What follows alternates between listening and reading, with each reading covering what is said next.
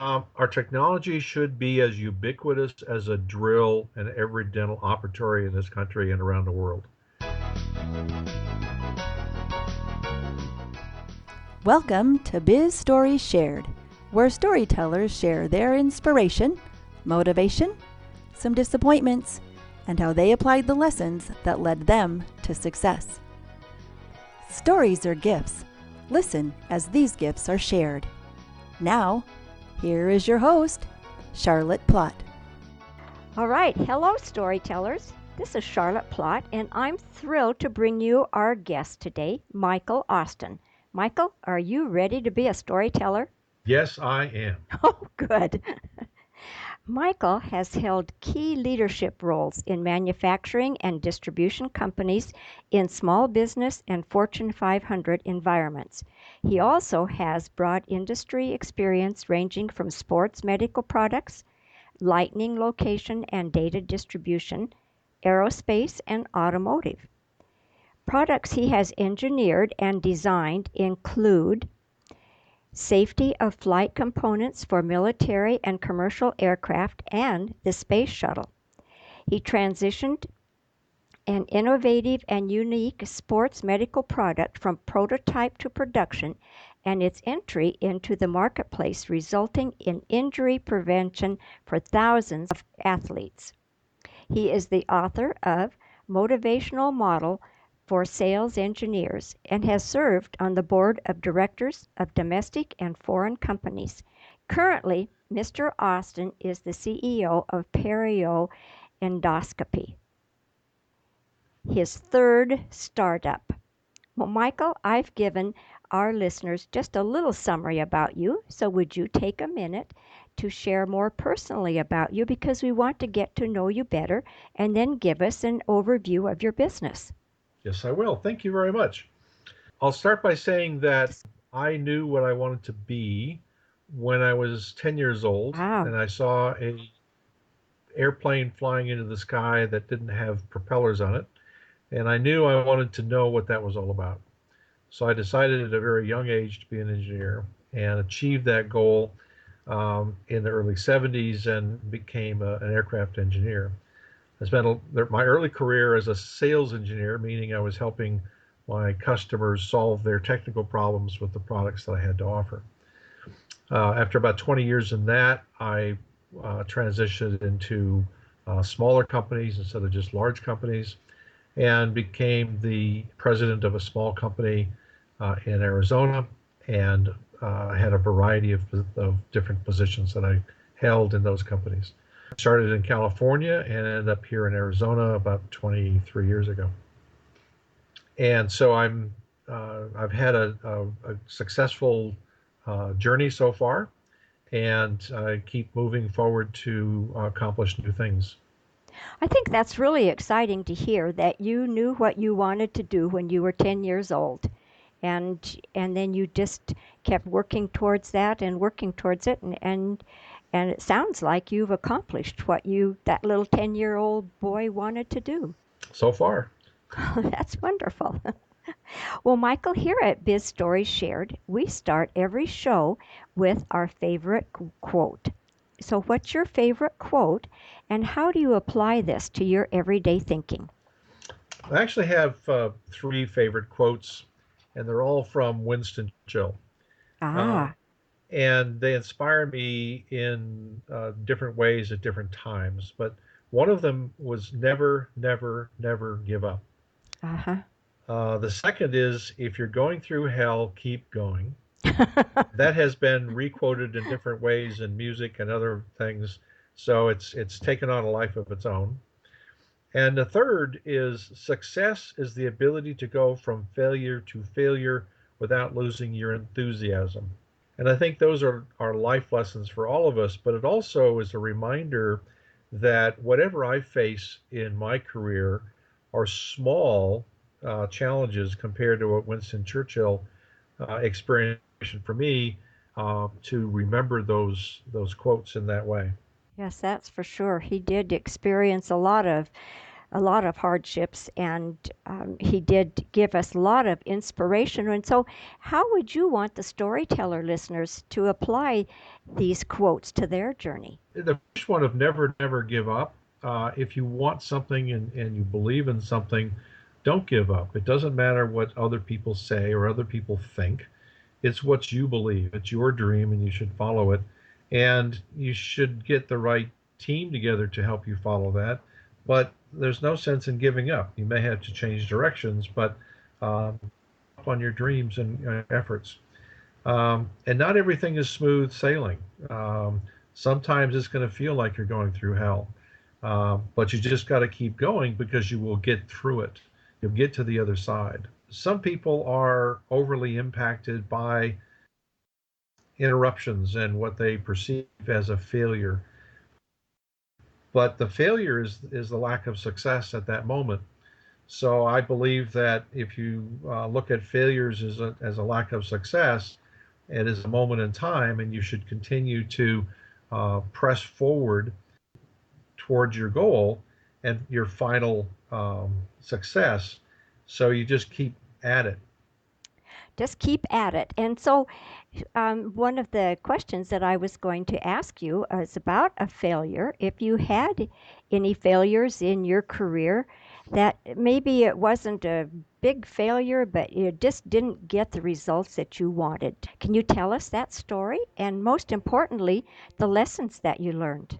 My philosophy is that I really don't believe in failure, or I don't choose to do that. When I reach obstacles that didn't allow me to achieve my goal, it was that, and so my mindset is that all right, I didn't achieve it with this effort or this time, but I'll keep going. So it's part of that, and I'll relate to Steve Jobs when he left Apple. Some people, and probably including Steve Jobs, felt that he had failed. But when you think about what he achieved outside of Apple and how they begged him to come back and what he achieved inside of Apple, I think we all should model ourselves after that. And I've certainly done that throughout my career.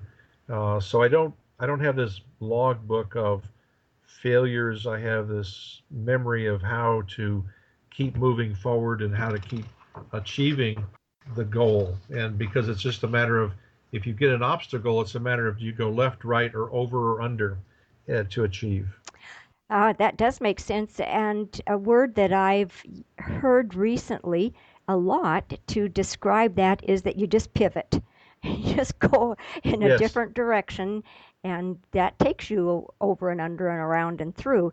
But that pivot really says it succinctly, don't you think? I do. And I think that what is thought of as failure or success is never the end of the story, but only a moment in that journey and in that story. I really do not believe in failure, but I do believe I have succeeded in finding many ways not to do things. I like that. And we should all pay attention to that. Many ways not to do things and do something different. That's for sure. And part, if you think back to Thomas Edison, he found 1,000 ways how not to build a light bulb before he found that one way that worked. And he never thought of those as failures. He thought of those, and appropriately so, as education on what not to do again. So if you think about that in your daily life, most people wouldn't have the tenacity to try it 1,000 times, but everybody has that experience every day and every month, that you go through things and you're not being as successful as you would like to be, but you can be if you just keep at it. Yes, that tenacity, just he is a perfect example of just keeping at it. And when we think about those stories like that, the review is, it just helps us remember that along the way we learn lessons, and then they help us to keep moving forward. Correct. Well, what I want to do now, Michael, is to go to the other end of the spectrum. Let's talk about that time in your journey when you had an aha moment, when you became aware of a new path that you wanted to travel. So, will you take us to that moment when that light bulb goes off and take us through the steps where you took that idea to success? Okay. I'll talk about the most recent one because it's on the cusp of becoming successful. Okay. About 18 months ago, I was introduced to my current endeavor with Perio Endoscopy. The idea was that a better way to provide oral health care was possible. As an engineer, my first instinct was to research the subject and the related issues. I was astounded to find that 50% of adults over the age of 30 have some level of gum disease. That's in the United States, where we have, a relatively healthy population. I was further astonished to learn that because of the high cost of gingival flap surgery and the ineffectiveness of blind root planing, that more than 25% of those over 65 will lose all of their teeth. Wow. And that's just astounding to me that in this day and age that could be possible. It's been known for more than 100 years that bad teeth cause general health problems. So for 100 years, we've been pulling teeth. In that 100 years, not much has changed. So my aha moment was when I realized how severe the problem was and how it was affecting the systemic health of people through deterioration of heart disease, kidney problems, diabetes, and so on. And that an intelligent application of current technology, not new discoveries, properly packaged and presented, could make a difference to more than half the population. This technology could not only provide better oral health at 70% cost savings to the patient and insurance companies, but improve their overall health and extend their lifespan. The aha was related to how relatively easy and fast it could be brought to market and begin changing people's lives, and how only one other company had made such a prior effort and done such a poor job with it. I just had to do it. Wow. I I think it has been for me just in the last I'm going to say 10 years or so that I learned that poor oral health would could affect your heart. I had no idea about that. And so we really have a lot of education to do, don't we? Yes, yes, and that's occurring at a global level at this point. Sure. Well, I'm going to ask you now if you would come to the present time and share your proudest entrepreneurial moment. Now and throughout my career, my proud moments, whether they be entrepreneurial or in general business, is that of team building.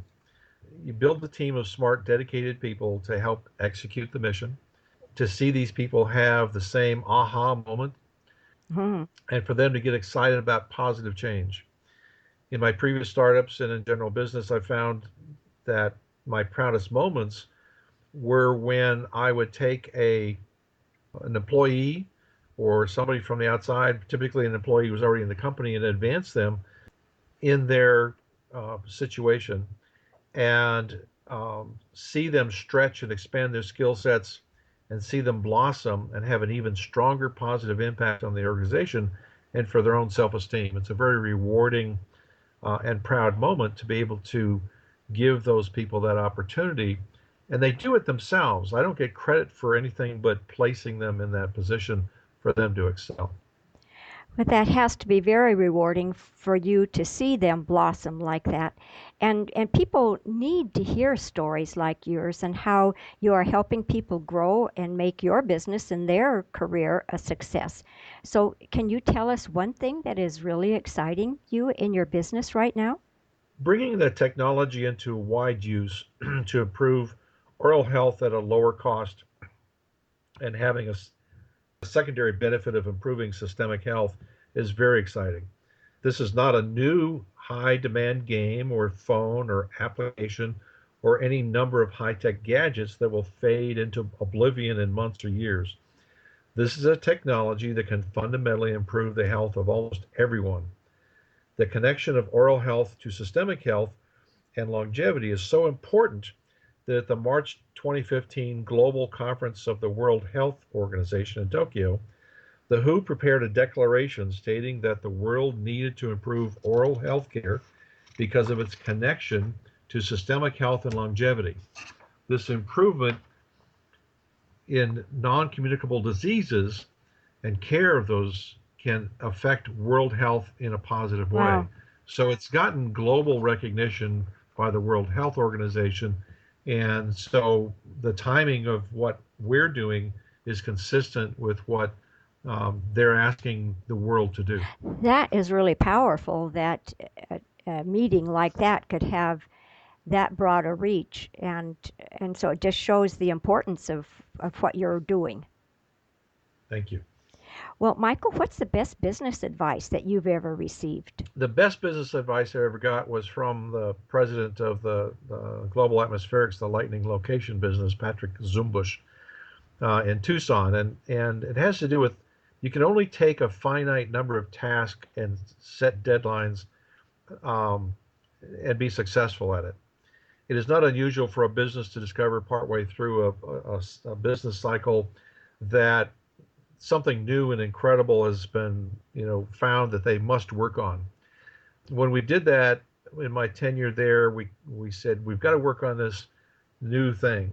And Patrick said, "Well, okay, which one of the 10 number one items that you've already got on your list were you going to give up?" And it's the first time in my career I ever had, my management team, the leader of my management team, ask that question. It's usually, okay, go ahead and add that to your list. Right. But what Patrick recognizes is there's only so much headroom, and it would be better to accomplish all of the tasks you set out for than only some of the tasks because you had too many assigned. And I think that was the best piece of business advice I ever received. And I pay attention to that because it's easy to stack on more and more tasks, and then you lose sight of what's important and lose sight of what your goals are, and then nobody's happy because nobody's successful. Right. And that really was powerful that he knew that, and it taught you a very important lesson too. Yes. Good. Well, Michael, now I'm going to ask you to share some specific ways that show how you achieve becoming such a successful entrepreneur. Does that sound like a plan? Sure. What do you see as the vision of the future of your business? Our technology should be as ubiquitous as a drill in every dental operatory in this country and around the world. Wow. While this will generate enough revenue and profits to sustain the business, the important factor is the ability to have a positive impact on so many lives. When we become a $50 million business in a few years, we will have only impacted 1% of the US market. Oh, And we anticipate that we will have company serving this market. But our goal is to continually grow and grow profitably to serve that market. But there's a lot of potential in that market by succeeding. well, I don't know if this is appropriate to ask or not, but will your treatment be done in individual dentist's office, or will they go to an on-site place where the This is tools are? this is a procedure that will be done by the registered dental hygienist in the Oh, general dentist office, or it could also be done in the periodontal office. Some periodontists who see this technology can see that they could abandon flap surgery in favor of this protocol because it is less complicated and causes less complications for the patient and is allows them to see more patients. and am I correct that you mentioned that it wouldn't be as costly for the patient It'd also? be 70% less expensive than flap surgery. Flap surgery, where they cut the gums back, expose the roots, scrape off the plaque, then sew the gum back in place, is $12,000 to $14,000. This would be about 70% less than that. It'd be 1 3 to 4 hour session instead of 2 to 4, 4 to 5 hour sessions. Oh my goodness. Well, that does certainly sound like a big advance in the treatment of that disease. Good for you for pursuing this. Thank you. Well, Michael, can you share one of your personal habits that you strongly believe contributes to your success? I don't think there's any one habit that anybody could really attribute to their success. I think it's a combination of things because it needs to be a package. Persistence is one of them. Being open-minded without losing sight of my goal is another. I think it's important to have high empathy for people and for your customers, and recognition that business like uh, is like a life journey, and it is important to always be building relationships along the way. So networking is vital, so you know a wide range of professionals you can rely upon to get top-notch advice. Patience is also something that is critical. You also have to be patient and drive to deadlines, which are sort of contradictory. But Mm-hmm. having goals and being patient, that package of things I think is important over any one single thing. If you don't have a good package, then you could be good at making deadlines, but be a bad people person, and you won't be very successful with that. Yes, it is definitely a combination, isn't it? And being a good people person, I think, is so vitally important nowadays with everything going so fast. We just need to take a minute to build those relationships. Yes, and some successful executives talk about how they regulate their day to be successful by only doing certain tasks like reading and answering emails in a strict time slots. But business is not like that today. Mm-hmm. Maybe if you're the head of GM, you can do that, but to succeed today, you need to be successful at multitasking and being interrupted because others are depending on you to get the job done, and you want your team to get the job done on time. Yes, right. That's a very good example. That's true. Well, Michael, do you have an internet resource to share with our listeners which helps your efficiency, like Evernote or an app that you like? And storytellers, you will find the links to these sites in the show notes of today's episode of bizstoryshared.com/Michael Austin. I think that the one tool I do use is my Outlook calendar, and I link that to my Google Calendar, and I link that to my smartphone, so that I have I put in the data where I'm supposed to be and when I'm supposed to be there, and it's all linked together. There may be a more sophisticated tool available, but right now I use that, and it helps me be on time where I'm supposed to be most of the time. Most of the time, well, I'd say that that's a big success right there. You're doing that most of the time. And it is wonderful that the technology helps us to link those calendars so that our little phones have the information that we've put in at home or in the office. So, yeah, that is wonderful. Well, would you describe for us who are perfect referrals for your business? Those would be business associates or clients that the listeners know who would benefit from doing business with you.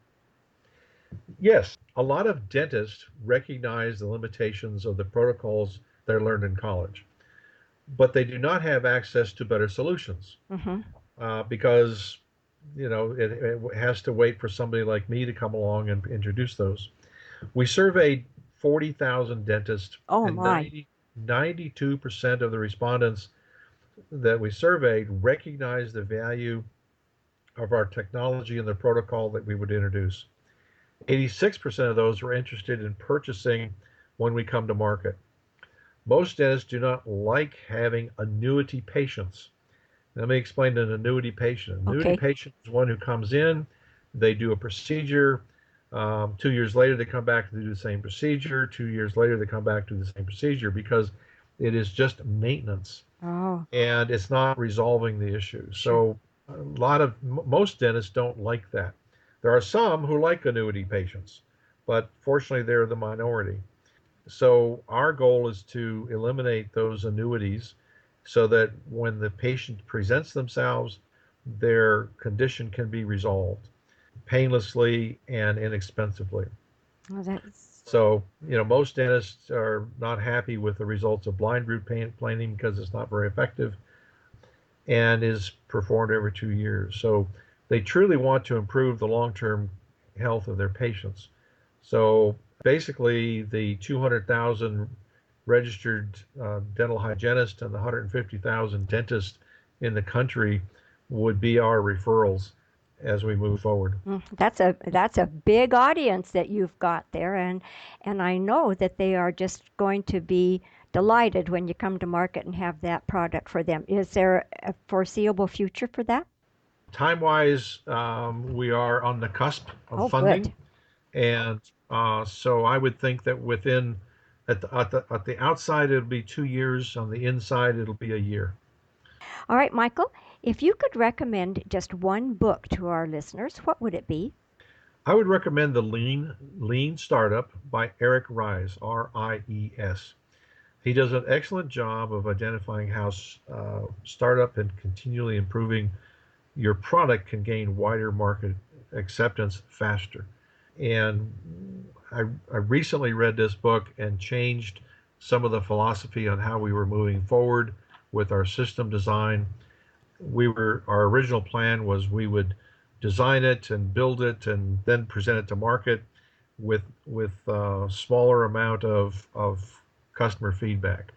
So we sort of reversed that. We're saying we're going to build some initial prototypes, put them in the hands of our customers, get the feedback, and then we will design and build the finite unit that'll go to market. So it was a helpful book for us in that. So the Lean Startup by Eric Ries. Good. That does sound like a powerful book, especially if it prompted you to change your direction that you were going. And I just think that it's wonderful that you're going to get your product to market soon Yes, because people need it, yes, don't they? yes, they do. Yes, they do. Yes. Well, Michael, I have truly enjoyed listening to your journey and what you are going to bring to the people and the stories that you shared. So, would you please tell us one more time how we can get in touch with you and any other resources that you want us to have, and then we'll say goodbye. Okay. My email address is Michael at Perio Endoscopy. The website is perioendoscopy.com.